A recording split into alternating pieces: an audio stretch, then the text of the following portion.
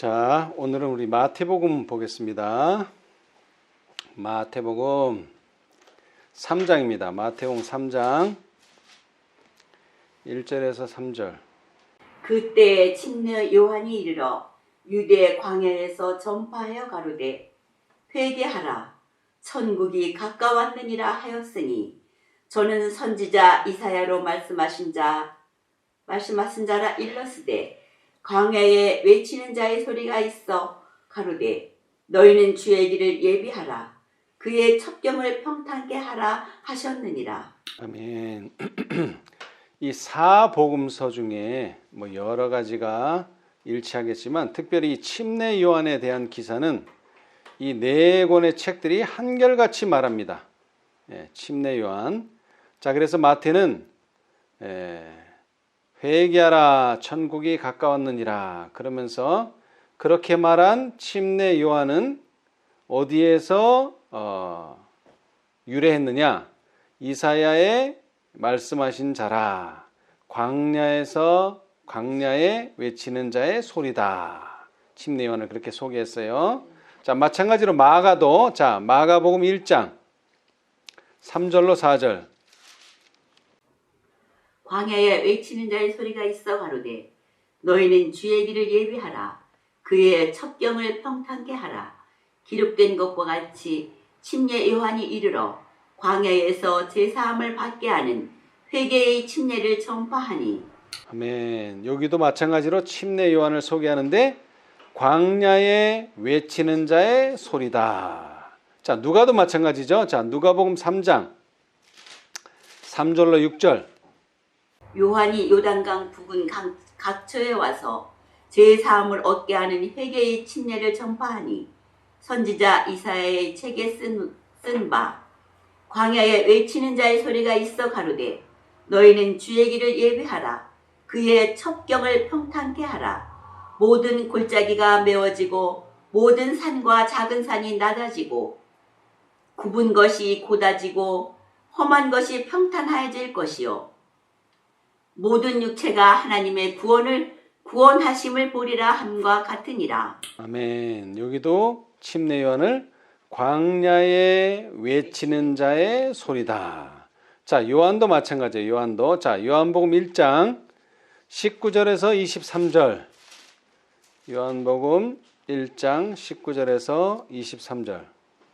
유대인들이 예루살렘에서 제사장들과 레위인들과 요한에게 보내어 내가 누구냐 물을 때에 요한의 증거가 이러하니라. 요한이 드러내어 말하고 숨기지 아니하니 드러내어 하는 말이 나는 그리스도가 아니라 한데 또 묻되 그러면 무엇 내가 엘리야냐 가로되 나는 아니라 또 묻되 내가 그 선지자냐 대답하되 아니라 또 말하되 누구냐 우리를 보낸 이들에게 대답하게 하라. 너는 내게 대하여 무엇이라 하느냐 가로되 나는 선지자 이사야의 말과 같이 주의 길을 곧게 하라고 광야에서 외치는 자의 소리로라 하니라. 아멘. 자, 여기도 마찬가지로 침례 요한을 소개하는데 광야에서 외치는 자의 소리다. 그래서 이 네 권의 책이 한결같이 침례 요한은 광야에서 외치는 자의 소리다 이렇게 증거하고 있어요. 그런데 좀 다른 점이 있다면 마태, 마가, 누가는 자신들의 입으로 증거를 했어요. 자신들의 입으로. 그런데 요한은 어떻게 했어요? 요한의 입이 아니고 누구의 말? 아니요. 침례 요한의 말을 직접 인용해서, 그렇죠? 예. 침례 요한이 유대인들과 지도자들에게 한 그 말을 그대로 인용해서 증거한 거예요. 그런데 마태와 마가, 누가는 마태가 보니까 침례 요한이 있는데 저는 이사야로 말씀하신 자라 그러면서 광야에 외치는 자의 소리다. 마가도 마찬가지로 자신의 이야기로 소개하고 누가도 자신의 이야기로 소개했어요. 다만 요한만 자신의 이야기가 아닌 직접 침례 요한의 말을 인용해서 증거한 거예요. 그죠? 침례 요한이 자신을 뭐라고 생각한다고요? 나는 선지자 이사야의 말과 같이 주의 길을 곧게 하라고 광야에서 외치는 자의 소리로라. 이 점이 다를 뿐이지 하여튼 모두가 다 광야에서 외치는 자의 소리로서 침례 요한을 증거했어요. 그리고 침례 요한이 한 일이 뭡니까 또? 침례를 베풀었죠. 그것도 일체예요. 읽어보면 침례 요한이 침례를 베풀었다. 회개의 침례를 베풀었다. 그 내용도 다 일체예요. 4개 복음이. 자, 그런데 요한복음은 이 내용에다가 추가적인 내용을 기록하고 있어요. 추가적인 내용. 자, 한번 봅시다. 25절. 요한복음 1장 25절. 또 물어 가로되 내가 만일 그리스도도 아니요 엘리야도 아니요 그 선지자도 아닐진데 어째여 침례를 주느냐. 자, 28절까지. 요한이 대답하되 나는 물로 침례를 주거니와 너희 가운데 너희가 알지 못하는 한 사람이 섰으니 곧 내 뒤에 오시는 그이라. 나는 그의 신들매 풀기도 감당치 못하겠노라 하더라. 이 일은 요한이 침례 주던 곳 요단강 건너편 베다니에서 된 일이니라. 아멘. 자, 뭐가 추가됐어요? 자, 다른 사람들은 그냥 침례 요한의 소개로만 끝났는데 이 요한은 침례 요한의 말을 다시 한번 인용하면서 누가 온다? 침례 요한의 뒤를 내 뒤에 오시는 이가 있다는 거예요. 바로 예수님을 소개하죠. 침례 요한의 소개로 끝나는 게 아니라 이 요한은 추가적인 내용으로 침례 요한 뒤에 누군가가 오신다. 이거를 더 추가했어요. 자, 그런데 재밌는 것은 자, 29절 읽어보세요. 29절. 이튿날 요한이 예수께서 자기에게 나아오심을 보고 가로되 보라 세상 죄를 지고 가는 하나님의 어린 양이로다. 아멘. 자, 요한은 내 뒤에 오시는 그이가 바로 메시아인데 내 뒤에 그분이 오실 것이다. 이렇게 말을 하고 끝난 게 아니라 그 다음날, 이튿날, 그 다음날 계속해서 또 그분에 대해서 얘기하는 거예요. 뭐라고 얘기해요, 오늘은 또? 세상 죄를 지고 가는 하나님의 어린 양이로다. 자, 그러면서 이제 33절까지 계속 읽어봅시다. 내가 전에 말하기를 내 뒤에 오는 사람이 있는데 나보다 앞선 것은 그가 나보다 먼저 계심이라. 한 것이 이 사람을 가리킵니다. 나도 그를 알지 못하였으나 내가 와서 물로 침례를 주는 것은 그를 이스라엘에게 나타내려 함이라 하니라. 요한이 또 증거하여 가로되 내가 봄에 성령이 비둘기같이 하늘로서 내려와서 그의 위에 머물렀더라. 나도 그를 알지 못하였으나 나를 보내어 물로 침례를 주라 하신 그이가 나에게 말씀하시되 성령이 내려서 누구 위에든지 머무는 것을 보거든 그가 곧 성령으로 침례를 주는 이인 줄 알라 하셨기에 내가 보고 그가 하나님의 아들이심을 증거하였노라 하니라. 아멘. 자, 여기 보면은 자, 첫째 날에는 나는 물로 침례를 주는데 너희 가운데 너희가 알지 못하는 한 사람이 내 뒤에 오신다. 그 다음에 둘째 날, 다음 날에 가가지고는 보라 세상 죄를 지고 가는 하나님의 어린 양 이로다 이렇게 소개하고 나서는 전날 말한 나는 물로 침례를 주는데 내 뒤에 오는 분은 뭘로 침례를 준다? 물과 성령으로 침례를 주신다. 이게 설명까지 해주고 있어요. 설명. 예. 여기 이 말씀을 읽어보면 요한의 성품을 알 수 있는데 요한의 성품은 좀 자상하다. 그죠? 좀 자세히 설명을 해줘요.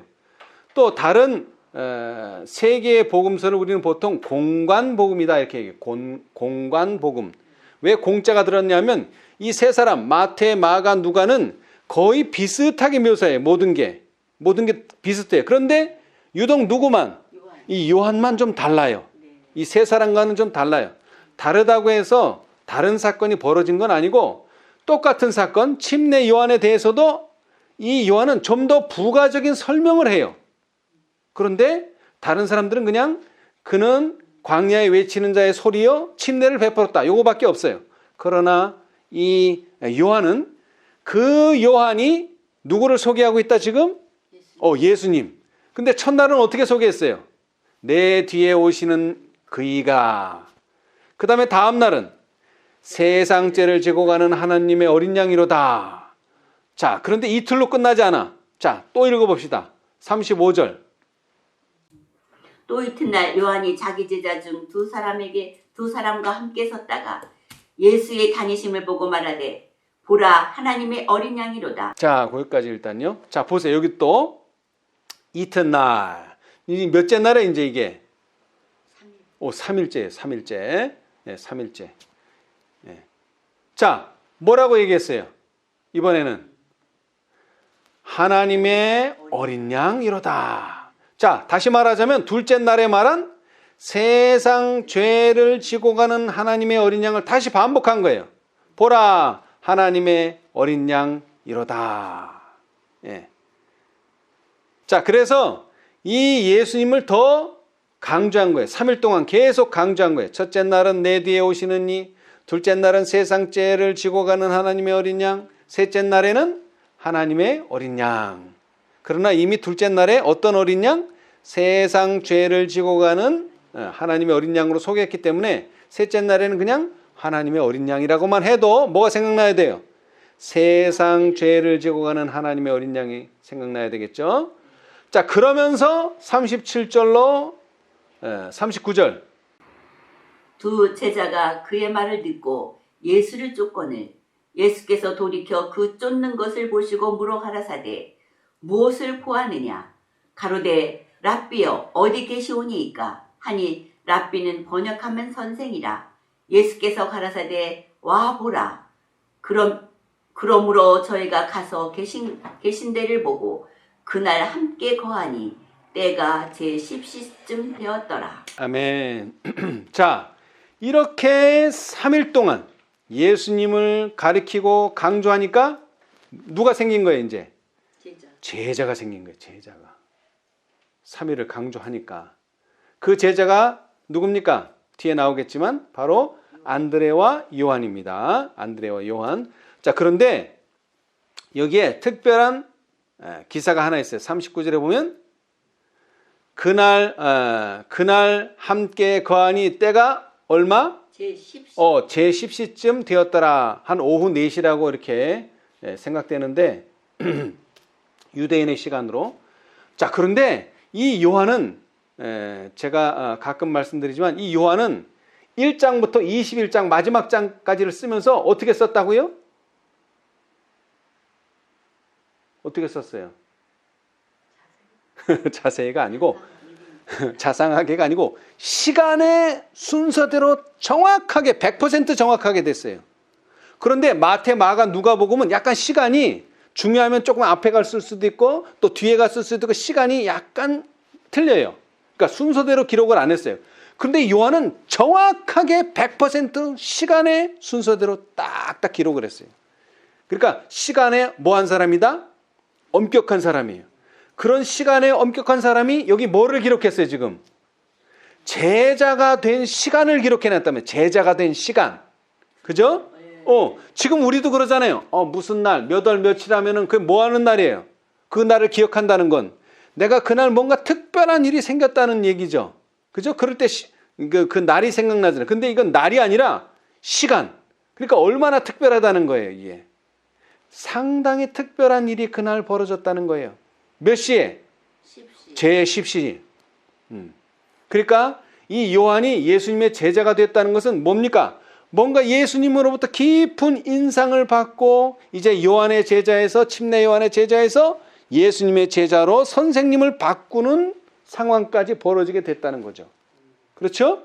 그러니까 이게 상당히 인상 깊은 거예요. 자, 다시 말하지만 3일 연속 침례 요한이 누구를 소개했어요?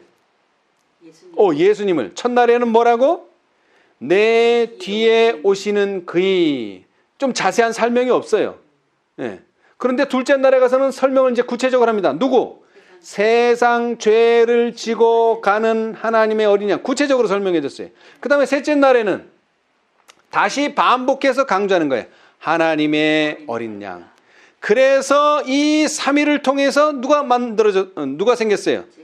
첫 제자가 생겨난 거예요. 이제 첫 제자가. 그렇죠? 예. 자, 우리 시대의 소망을 보겠습니다. 시대의 소망. 시대의 소망. 자, 어린 양이 의미하는 게 무엇인가? 자, 시대의 소망 29페이지. 시대의 소망 29페이지. 자, 둘째 날, 셋째 날 뭐라고 얘기했죠? 어린 양, 어린 양. 예. 세상 죄를 지고 가는 하나님의 어린 양. 자, 그런데 어린 양. 이 어린 양에 주목해 봅시다. 어린 양. 자, 29페이지. 바벨론에서 돌아온 후에는 구속의 역사 500. 바벨론에서 돌아온 후에는 종교적인 교훈에 대하여 많은 관심이 기울여졌다. 국내 각처에 회당들을 세우고 거기서 제사장과 서기관들이 율법을 해석하였다. 그리고 학교들도 세우고 예술과 과학과 아울러 의의 원칙을 가르치노라고 하였다. 그러나 이런 기관들은 부패하게 되었다. 포로 생활 중 그들 가운데 많은 사람이 이교의 사상과 풍습을 받아들였는데 이것들이 그들의 종교 예식에 도입되었다. 그들은 많은 점에서 우상 숭배자들의 풍습을 따랐다. 아멘. 자, 거기까지요. 자, 이 이스라엘이 하나님의 율법에 순종하지 못하고 부패의 감에 따라 그들을 일깨우기 위해서 어디로 포로로 보내버렸어요? 바벨론. 얼마 동안? 70년. 아주 긴 세월 동안 거의 2대에 걸쳐서 또는 한 사람이 태어나서 죽을 때까지 평생을 어디에서? 바벨론에서 살다가 왔어요. 그런데 이 바벨론에서 각성을 하고 돌아온 것까지는 좋았는데 뭐를 가지고 돌아왔어요? 이교의 사상과 풍습을 그대로 안고서 이스라엘 자리만 바뀐 거예요. 바벨론에서 이스라엘로 자리만 바뀐 거예요. 자, 여러분, 우상 숭배의 풍습을 따랐다는 게 무슨 뜻입니까? 우상 숭배의 풍습을 따랐다. 자, 그런데 그 앞부분을 보시면 나오지만, 자, 이제 본국으로 돌아와서 뭐도 세우고 회당도 세우고 학교도 세우고 종교교육에 아주 애를 썼어요. 애를 썼지만 뭐를 버리지 못했어요? 이교의 사상과 풍습을 버리지는 못했어요. 다시 말하자면 우상 숭배의 풍습을 따랐다는 것은 무슨 뜻이냐면 우상 숭배하는 것은 아닌데 우상 숭배의 풍습은 한다, 그런 뜻이에요. 자, 쉽게 예를 들어서 마리아를 숭배하는 것은 아니에요. 천주교인들한테 물어보세요. 마리아 숭배하냐고. 안 한다 그러죠. 근데 마리아의 상은 있어요. 십자가를 숭배하는 것은 아니에요. 기독교인들 물어봐요. 십자가를 숭배하는 건 아니에요. 근데 다 가면 뭐가 있어요? 십자가 상이 있어요.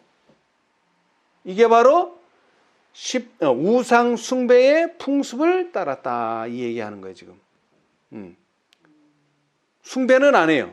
그런데 뭐가? 상이 하나씩 있다 이 말이에요. 그것은 그들 마음속에 뭐가 있다는 거예요? 이교의 사상과 풍습이 아직도 남아있다는 것을 외적으로 보여주는 거예요. 자, 그 다음 읽어보겠어요. 유대인들은 하나님에게서 떠나자 제사 제도에 대한 교훈을 많이 잊어버리게 되었다. 이 제사 제도는 그리스도께서 친히 제정하신 것이었다. 이 제도의 각 부분에 그분을 가리키는 표상이 있었다. 이 제도에는 생명력과 영적 미가 가득 차 있었다. 그러나 유대인들은 그들의 의식에서 영적 생명을 상실하였으며 죽은 형식에 집착하였다. 그들은 제물이 가리키는 그분을 의지하는 대신에 희생 제물과 의문 그 자체를 신뢰했다. 제사장과 랍비들은 그들이 잃어버린 것을 보충하기 위하여 그들 자신의 여러 규정들을 많이 만들어냈다. 이 규정들에 엄격하여질수록 하나님께 대한 사랑은 더욱 적게 나타났다. 그들은 자신들의 성결함을 의식의 다과로 측정하였으나 마음은 자만과 위선으로 가득 차 있었다. 아멘. 자, 사람들이 뭐를 드렸어요? 계속 에덴에서부터 타락하자마자 뭐를 드렸어요? 희생 제사를 드렸어요. 그렇죠? 근데 그 희생 제사는 사실은 양을 잡는 게 목적이 아니에요. 이 양이 결국 누구로 바뀌어야 돼요? 양이 예수님으로 바뀌어야 돼요. 그런데 예수님이 오실 때가 아니기 때문에 그냥 양을 대신해서 드린 거지 양을 드리는 게 주 목적이 아니었단 말이에요. 그런데 양을 계속 드리다 보니까 양이 그냥 양이 돼버린 거예요. 양이 예수님이 돼야 되는데 그들은 제물이 가리키는 누구를? 그리스도를 의지하는 대신에 누구를? 그냥 그 양을, 희생 제물을, 그냥 그 의문을, 그것을 신뢰한 거예요. 수천 년 동안, 거의 4,000년 동안 그렇게 제사를 드리다 보니까. 그렇죠? 예. 자, 그래서 어떤 결론에 이르게 됐느냐? 자, 그들의 이러한 까다롭고 짐이 되는 규례들과 함께 율법을 지키기는 불가능하였다. 하나님을 섬기고자 하는 자로서 랍비의 규례들을 지키려고 힘써본 자들은 무거운 부담에 눌려 애를 썼다. 그들은 번민하는 양심의 가책으로부터 벗어날 수 없었다. 이리하여 사단은 백성들을 낙담하게 하고 하나님의 품성에 대한 그들의 관념을 저하시켜 이스라엘 백성들의 믿음이 멸시를 받게 하려고 힘썼다. 사단은 그가 하늘에서 반역하였을 때에 제시했던 주장, 곧 하나님의 요구 사항들은 부당하며 지킬 수 없다는 주장을 입증하기를 원했다. 그는 이스라엘까지도 율법을 지키지 않았다고 선언하였다. 아멘. 자, 그래서 이 어린 양은 뭘 상징합니까? 희생 제물을 의미했는데 이 희생 제물은 양 자체가 아니고 그 양은 누구를? 예수님을 대신하는 거였어요. 근데 그 대신하는 것을 잊어버린 거야. 그냥 계속 양망 잡는 거야. 그냥 양망 잡아. 뭐 할 때마다? 죄를 지을 때마다.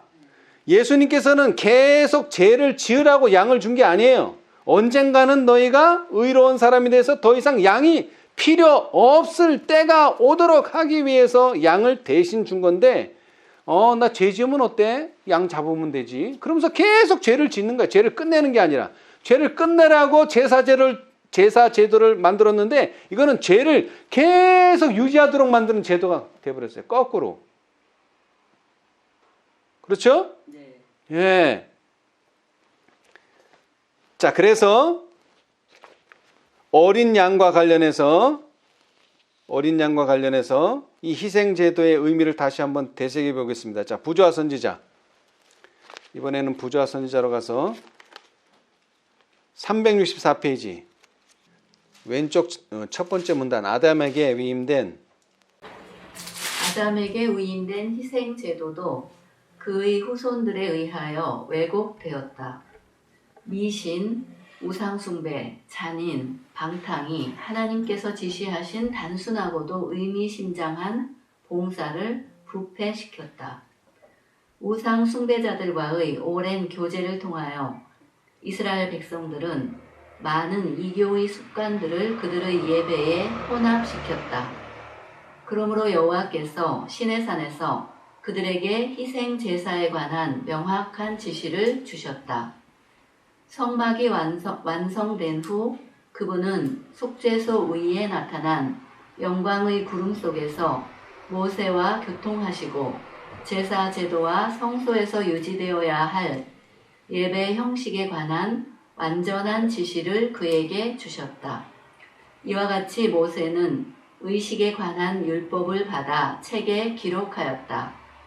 그러나 시내산에서 반포된 십계명은 두 돌비에 하나님의 손으로 친히 기록되어 법궤 안에 거룩하게 보관되었다. 아멘.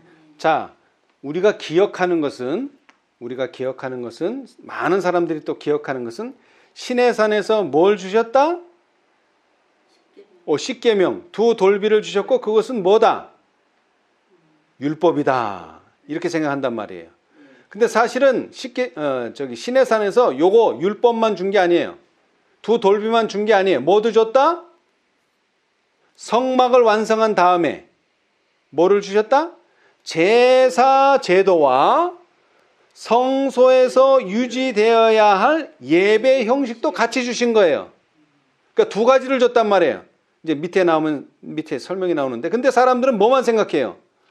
아, 십계명을 줬구나. 그리고 십계명은 율법이다. 요것만 생각하는 거예요, 사람들이. 그러니까 어떤 폐단이 와요. 예수님께서 율법의 마침이 되셨다, 완성이 됐다 하니까 뭐를 마쳤다는 거야 이제. 고 봐라 두 돌비 십계명 그게 완성된 거다 이제. 그러니까 더 이상 우리는 율법 지킬 필요가 없다 이렇게 돼버리는 거예요. 근데 다시 말하지만 율법을 주셨는데 두 개를 준 거예요. 하나를 준 게 아니라 십계명만 준 게 아니라 뭐 얻어줬다? 제사 제도와 성소에서 유지되어야 할 예배 형식. 그게 어디 기록되어 있어요? 레위기서. 창세기 출애굽기 다음에 세 번째 책이 뭐죠? 레위기. 그러니까 시내산에서 율법이면 두 줄이면 뭐 두 줄도 아니야. 몇 줄이면 돼. 왜? 십계명이니까. 그런데 왜 레위기서가 필요해요? 제사를 어떻게 드리고 예배를 어떻게 드리는지 그 레위기서에 쫙 나와 있단 말이에요. 예법을. 그렇죠? 그게 필요 없잖아요. 그러니까 우리가 잘 생각해야 돼. 시내산에서는 두 개의 법을 주셨다. 하나는 뭐? 십계명. 하나는 의문의 율법. 제사 제도와 성소에서 유지되어야 할 예배 형식을 주셨다 이 말이에요. 자, 이제 다음 읽어보세요. 그러면 의문의 율법에 대한 성경절을 도덕적 율법이 폐지되었다는 증거로 사용하므로 이 두 율법을 혼돈시키려고 노력하는 사람들이 많이 있다. 그러나 이것은 성경을 왜곡하는 것이다. 이 두 제도 사이의 차이는 너무나 뚜렷하고도 명백하다. 이 의식의 제도는 그리스도 즉 그분의 희생과 그분의 제사장 직분을 가리키는 상징들로 구성되었다. 아멘. 자, 일단 봅시다. 이 의식의 제도가 뭐예요? 의문의 율법은 그리스도를 나타내는데 어떻게 나타내요? 그분의 희생. 희생이 뭐죠? 침례 요한이 말한 그대로 어린 양. 예수님이 누구라는 거예요? 어린 양. 그 다음에 또 뭐예요? 그분은 제사장. 그 양을 드리는 제사장도 된다는 거예요. 그걸 상징한다는 거예요. 희생 제사가, 제사 제도가. 근데 사람들은 뭘 잊어버린 거예요? 어린 양도 잊어버리고 제사 직분도 잊어버린 거예요. 그렇죠? 예. 네. 자, 이제 그 다음 이 의문의 율법은 그 희생 제도와 규례와 함께 세상 죄를 지고 가는 하나님의 어린 양이신 그리스도의 죽음으로 모형이 실물을 만날 때까지 히브리 사람들에 의하여 이행되어야 할 것이었다. 그리스도께서 죽으시면 모든 희생 제물들을 바칠 필요가 없게 될 것이다. 아멘. 자, 여기서 이제 중요한 게 하나 나와요. 자, 여기도 나왔죠? 여기서 말하는 희생, 하나님의 어린 양이 세상 죄를 지고 가는 하나님의 어린 양이 뭐 할 때? 죽음으로 뭐와 뭐가? 모형이 실물을 만나게 되면은 어떻게 된다? 더 이상 희생 제물을 바칠 필요가 없다. 이게 중요한 거예요.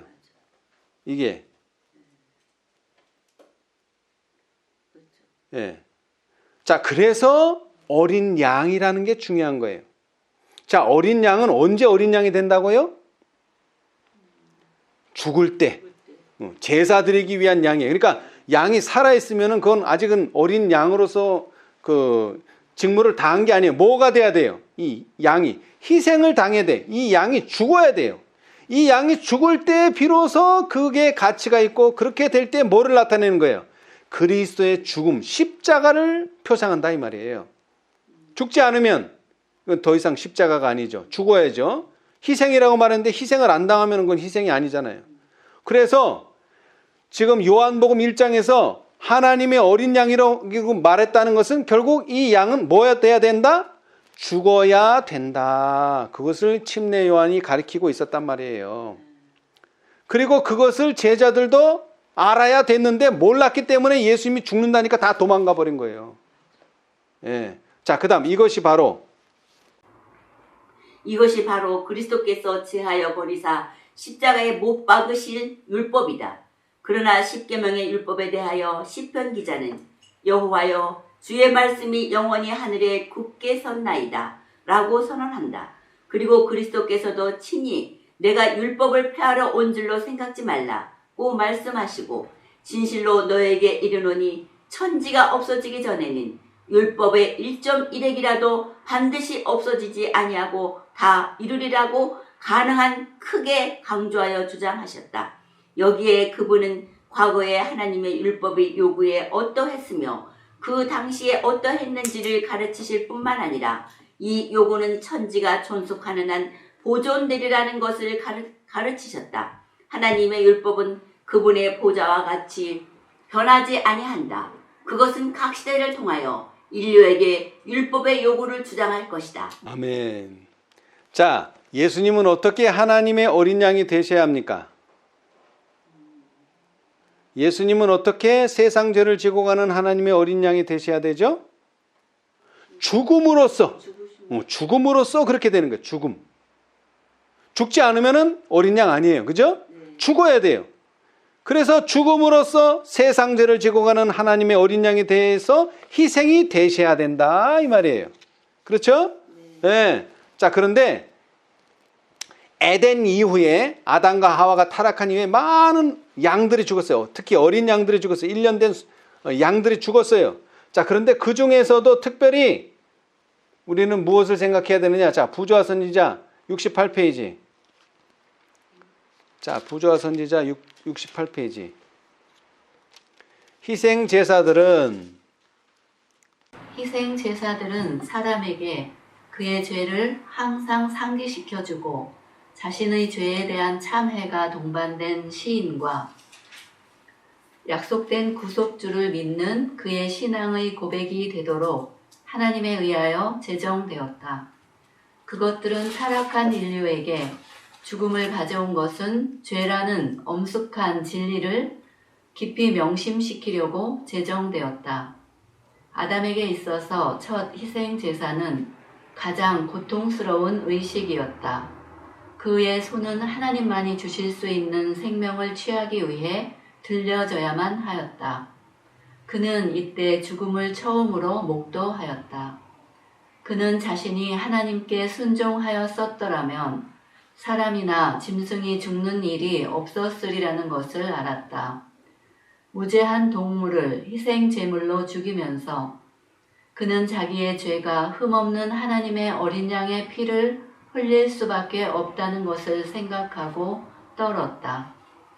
이 장면을 보고 그는 하나님의 사랑하는 아들의 죽음밖에는 속죄할 수 없는 그의 죄의 중함을 더욱 깊고 더욱 생생하게 느끼게 되었다. 그리고 그는 범죄한 자를 구원하시려고 이처럼 놀라운 속전을 지불하려 하시는 하나님의 무한하신 선하심에 경탄하였다. 한 희망의 별이 어둡고 무서운 장래를 비추어 주었으며 미래의 완전한 황폐의 공포를 제거해 주었다. 아멘. 자, 여러분 한번 생각해 보세요. 이 아담과 하와가 뭐를 졌어요? 죄를 지었네. 그래가지고 여태까지 없었던 죽음이라는 것을 이제 목격하게 된 거예요. 죽음. 한번 생각을 해보세요. 이게 트라우마라고 보통 사람들이 얘기하잖아요. 그죠? 한 번도 본 적이 없는 죽는 장면을 보게 된 거예요. 이제 죽는 장면을. 그래서 미래의 완전한 황폐, 그 죽는 장면을 보면서 뭘 느꼈을까요? 아, 우리가 어떻게 살지? 이 세상이 황폐하게 되겠구나. 이 죽음으로 말미암아 그런 거를 보고 있는 어둡고 암담한 무서운 장래를 보고 있었을 때 누가?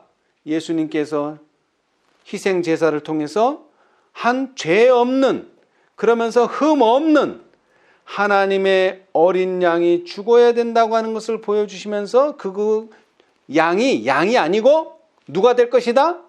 예수님 내가 될 것이다. 이걸 보여주니까 얼마나 반갑겠어요, 이게. 그죠? 예. 그래서 그때서부터 이제 양들이 죽기 시작한 거예요.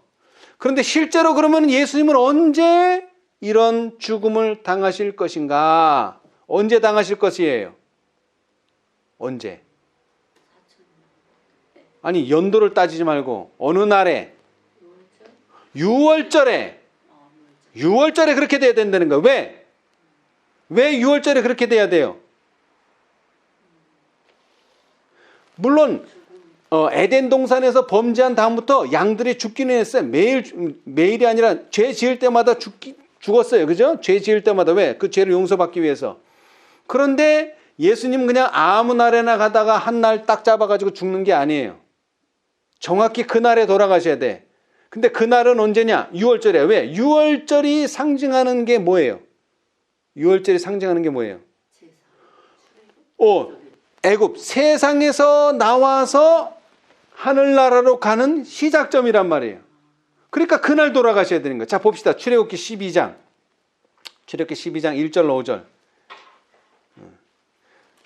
예수님이 돌아가실 날을 보여주시는 거예요. 6월절을 통해서. 여호와께서 애굽 땅에서 모세와 아론에게 일러 가라사대 이 달로 너희에게 달의 시작 곧 해의 첫 달이 되게 하고 너희는 이스라엘 해족에게 고하여 이르라. 이달 열흘에 너의 매인 이 어린 양을 취할지니 각 가족대로 그 식구를 위하여 어린 양을 취하되 그 어린 양에 대하여 식구가 너무 적으면 그 집의 이웃과 함께 인수를 따라서 하나를 취하여 각 사람의 식량을 따라서 너의 어린 양을 계산할 것이며 너의 어린 양은 흠없고 1년 된 수컷으로 하되 양이나 염소 중에서 취하고. 아멘. 자, 보세요. 그 달 1일을 뭐로 삼으라?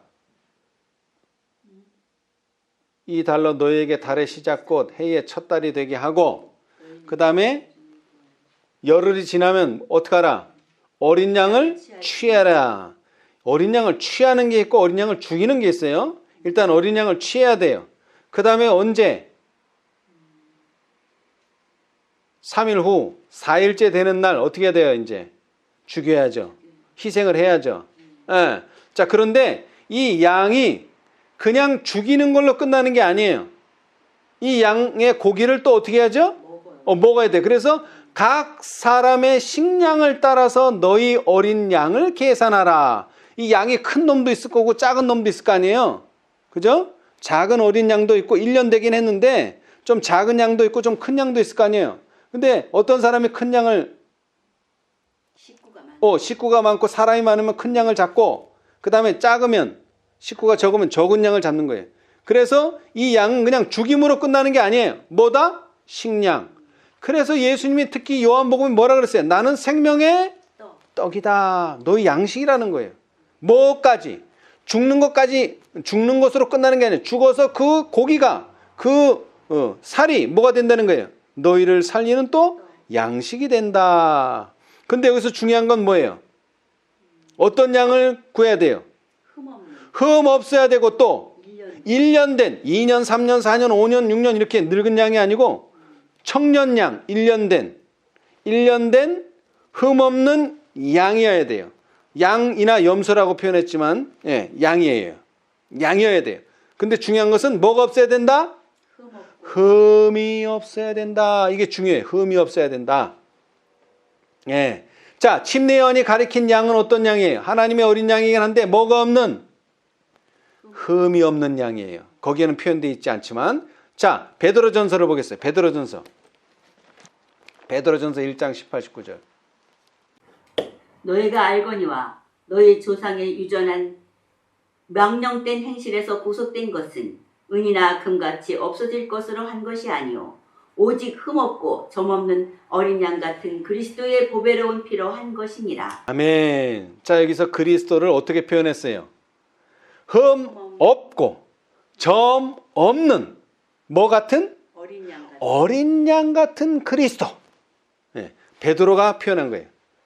어린 양 같은 그리스도. 그리스도는 어린 양으로 표현됐어요. 근데 어떤 어린 양?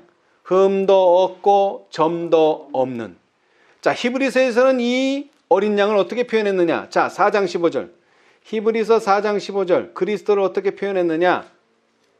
우리에게 있는 대제사장은 우리 연약함을 체휼하지 아니하는 자가 아니요 모든 일에 우리와 한결같이 시험을 받은 자로되 죄는 없으시니라. 아멘.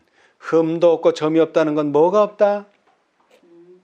죄가 없다. 그거를 상징하는 거예요. 자, 그런데 요한은 계시록에서 어린 양에게 속한 자들도 뭐가 없어야 된다? 흠도 점도 없어요. 자, 요한계시록 14장 4절 5절. 이 사람들은 여자로 더불어 더럽히지 아니하고 정절이 있는 자라.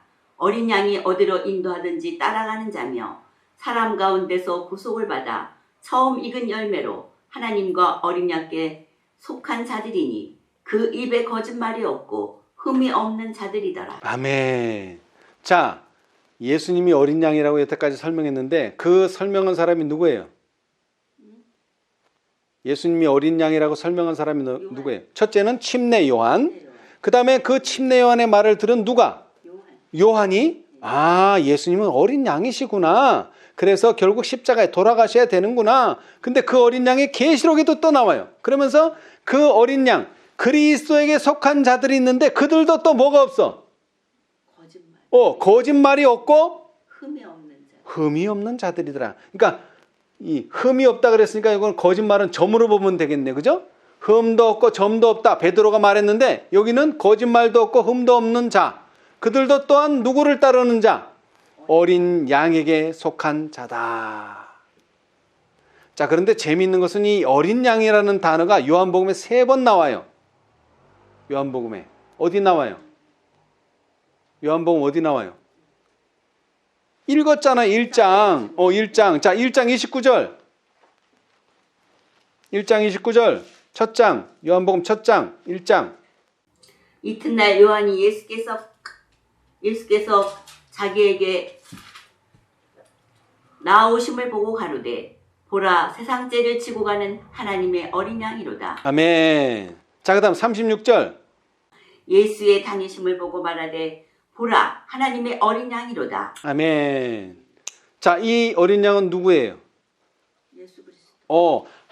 하나님의 어린 양이라는 말은 하나님께 속한 어린 양이에요. 그 하나님께 속한 어린 양은 바로 예수 그리스도예요.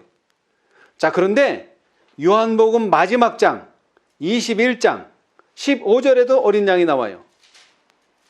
첫 장에도 어린 양이 나오는데 마지막 장에도 어린 양이 나와요. 저희가 조각 먹은 후에 예수께서 시몬 베드로에게 이르시되 요한의 아들 시몬아 내가 이 사람들보다 나를 더 사랑하느냐 하시니 가로되 주여 그러하이다. 내가 주를 사랑하는 줄 주께서 아시나이다. 가라사대 내 어린 양을 먹이라 하시고. 아멘. 자, 이 어린 양은 누구예요? 이 어린 양은 누구예요? 예수님께 속한 자예요. 그렇죠? 이 어린 양은. 자, 그래서 요한복음에 3번 언급됐는데 2번은 누구를? 예수 그리스도를.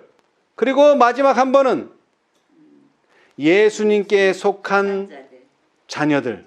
예. 자, 그런데 이 요한복음에는 특별한 장이 하나 있어요.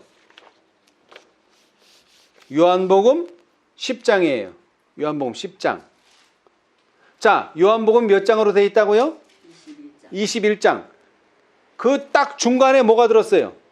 요 10장이 들었는데 이 10장이 요한복음에만 있는 내용이에요. 마태, 마가, 누가한테는 없어요. 근데 이 10장 전체가 무슨 내용이에요? 예, 자, 요한복음 10장 11, 12절 중간에 읽어보겠습니다. 11, 12절. 나는 선한 목자라. 선한 목자는 양들을 위하여 목숨을 버리거니와 싹구는 목자도 아니요 양도 제 양이 아니라 이리가 오는 것을 보면 양을 버리고 달아나나니 이리가 양을 늑탈하고 또 해치느니라. 아멘. 자, 여러분, 요한복음 1장은 누구를 말해요? 예수 그리스도. 특별히 태초에 말씀이 계시니라부터 시작해서 계속 침례 요한도 누구를? 내 뒤에 오시는 이 또는 세상 죄를 지고 가는 하나님의 어린 양. 그 어린 양이 누구라고요? 예수 그리스도. 예수 그리스도, 예수 그리스도, 예수 그리스도, 예수 그리스도. 근데 그분이 어떻게 됐어요? 어린 양이 돼가지고. 아니, 예수님이 죽으셨죠. 그러나 예수님이 죽으심으로 또 누가 만들어지는 거예요, 이번에는. 내 어린 양이 이제 탄생하는 거예요. 누가 죽음으로? 예수님이 죽음으로 예수님께 속한 다른 어린 양이 이제 생겨나는 거예요. 그래서 베드로 보고 뭐라 그랬어요? 그 어린 양을 먹이라. 뭐 할 때까지? 그 입에 거짓말도 없고 흠이 없을 때까지 뭐 해라? 먹여라. 목양을 해라 이 말이에요. 그래서 결국 또 누가 나타나는 거예요? 이제 또 다른 어린 양이 나타나는 거죠. 그죠? 근데 재밌는 거는 자, 어린 양이 어디 나타났다 그랬어요? 요한복음에 1장. 그 다음에는 어디? 끝장. 근데 베드로도 똑같아. 베드로. 자, 봅시다. 아까 읽었잖아요. 베드로 1장 19절. 베드로 몇 장? 베드로 전서 1장 19장. 뭐라고? 오직 흠없고 점 없는 어린 양 같은 그리스도. 이거 누구를 말하는 거야? 여기서 말하는 어린 양은? 예수 그리스도. 예수 그리스도죠. 네. 그런데 뭐가 없어? 흠 없고 점도 없어. 아, 그런데 베드로 후서의 제일 끝장은 어디예요?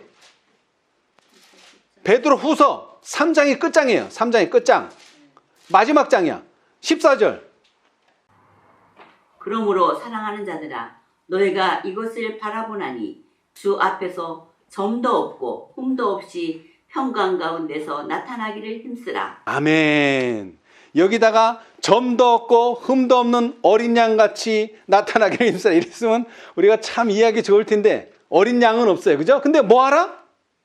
점도 없고 흠도 없이 나타나기를 힘쓰라. 이거 누구한테 하는 말이에요? 사랑하는 자들아. 예수님께서 말씀해 내 어린 양이에요. 내 어린 양. 예수님의 어린 양들이에요. 근데 어떻게 되라? 점도 없고 흠 없이 되라. 누가 그랬던 것처럼? 예수님이 그랬던 것처럼. 예수님이 그랬던 것처럼. 참 재밌죠, 그죠? 예수님 자신이 어린 양인 건 우리가 다 이해하겠는데 예수님은 본인만으로 끝나는 게 아니고 본인이 죽어서 그 피로 말미암아 우리가 죄에서 정결함을 입고 우리도 뭐가 누구처럼? 예수님처럼 흠도 없고 점도 없는 어린 양이 되기를 바라신다. 그것이 요한계시록 14장 4절 5절의 메시지란 말이에요. 그게 세 천사의 기별이고요. 그죠? 자, 그래서 이제 마지막으로 증언의 말씀 하나 읽고 마치겠습니다. 자, 각시대 대쟁투 9페이지. 각시대 대쟁투 9페이지. 이게 요한이 주는 메시지예요. 요한복음 그리고 요한계시록을 통해서 주는 자 9페이지. 자, 이 대쟁투 총서가 5권인데 마지막 책이 뭐예요?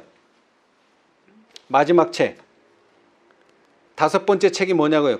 대쟁투 총서 중에 이 각시대의 대쟁투예요. 그리고 이 각시대 대쟁투의 서문은 화인 여사가 썼어요. 다른 서문은 화인 여사가 쓰지 않았어요. 요 각시대 대쟁투만 화인 여사가 썼어요. 자, 1379페이지 구속의 역사. 왼쪽 단 첫 번째 문단 선과 악의 대쟁투는 선과 악의 대쟁투는 세상의 역사가 끝날 때까지 날로 치열해질 것이다. 사단은 각 시대를 통하여 그리스도의 교회에 분노를 나타냈다. 그러므로 하나님께서는 악마의 세력에 대항하여 설 수 있을 만큼 당신의 백성을 강화시키고자 당신의 은혜와 성령을 부어주셨다. 그리스도의 사도들이 그분의 복음을 세상에 전하고 또한 장차 올 모든 시대를 위하여 그 복음을 기록할 때 특별히 성령의 교훈을 받았다. 그러나 교회가 최후의 구원에 가까이 이를수록 사단은 더욱 큰 능력으로 활동하게 된다. 그는 자기의 때가 얼마 못된 줄을 알므로 크게 분내어 내려온다. 그는 모든 능력과 표적과 거짓 기적으로 일할 것이다. 한때 하나님의 천사 중에서 최고의 지위에 있던 그 주모자는 6,000년 동안 기만과 파멸의 사업에 온 정열을 기울여 왔다. 이와 같이 각 시대에 걸쳐 투쟁하는 동안에 많은 악마적인 숙련과 교활과 그 동안에 닦은 모든 잔악성이 최후의 투쟁에 있어서 하나님의 백성을 대항하는 데 활용될 것이다. 그러므로 이와 같은 위기에 있어서 그리스도를 따르는 사람들은 주님의 재림의 경고를 세상에 전하여야 한다. 그리하여 주님께서 오실 때에 그분 앞에서 점도 없고 흠도 없이 설 수 있는 한 백성을 준비시켜야 한다. 아멘. 자, 여기에서 화해 선지자께서 선과 악의 대쟁투, 이것이 언제까지 간다고요? 세상 역사가 끝날 때까지 간다 그랬어요. 근데 이 세상 역사가 어떻게 끝을 맺어요? 어떻게 끝을 맺어요? 예수님 오심으로. 물론 예수님 오심으로 마치는데, 예수님 오시기 전에 뭐를 준비시킴으로? 점도 없고 흠도 없이 설 수 있는 한 백성을 준비시킴으로써 이 모든 투쟁이 끝나는 거예요. 네. 그런데 여기서 점도 없고 흠도 없이가 인용된 성경절이에요. 어디서? 베드로 후서 3장 14절. 예수님이 뭐도 없으셨다고요? 점도 없고 흠도 없는 어린 양이셨는데, 그분이 돌아가심으로 또 하늘에서 성서 봉사를 하심으로 이제 누구를? 또 다른 어린 양, 점도 없고 흠도 없이 설 수 있는 한 백성을 준비시킬 때 이 모든 사업은 끝이 나게 된다. 예. 평강의 하나님이 친히 너희로 온전히 거룩하게 하시고, 또 너희 온 영과 혼과 몸이 우리 주 예수 그리스도 강림하실 때에 흠 없게 보존되기를 원하노라. 데살로니가전서 5장 23절. 자, 우리는 이제 흠 없는 어린 양, 예수님과 같은 어린 양이 되어야 합니다. 우리 모두 그렇게 되시기를 바라면서 오늘 말씀 마치겠습니다.